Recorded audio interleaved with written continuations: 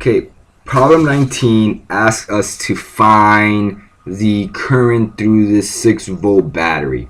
So the first thing we do is we arbitrarily pick a direction of current. It does not matter. Kirchhoff's loop rule will correct this for us at the end. So just choose arbitrary direction. So we're going to use Kirchhoff's junction rule to find what current 4, which is the current we're looking for, is in terms of the other currents of the circuit.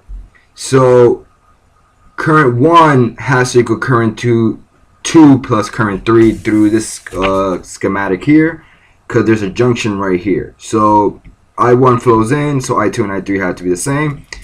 Through the same logic, I3 has to equal I4 plus I5. So those are two basic equations that we're going to use. We solve for I4, and we're going to get that I1 minus I2 minus I5 is equal to I4. So how do we get these three currents? Well, we're going to use Kirchhoff's loop rule. And since we have three unknowns, we're going to need three loops to give us three equations. So we're going to choose the outer loop, this loop here, and this loop here. So writing those three equations, we get this. Now all we have to know is that if we're going in a battery, we're going from negative to positive, that's a positive EMF. So you write as positive, negative otherwise. If current flows through the resistor in the same direction that, if we're going through the resistor in the same direction as current, then that's negative EMF, positive otherwise.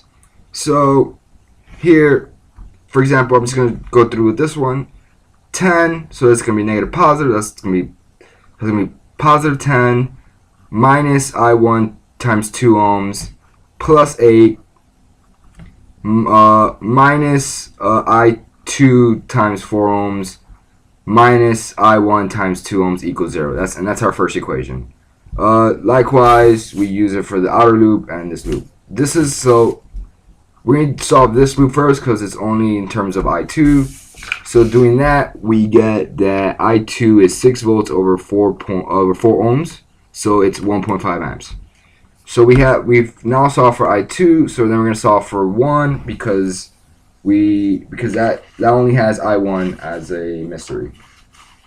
And that's going to give us that I1 is 3 amps. Then we use that and we're going to solve for the second one, and that gives us that I5 is 1 amp. And then we plug it into our I4 equation. So I4 equals I1 minus I2 minus I5. So 3 minus 1.5 minus 1 is 0.5. Our direction was right all along, so it's 0.5 amps downward. Thank you.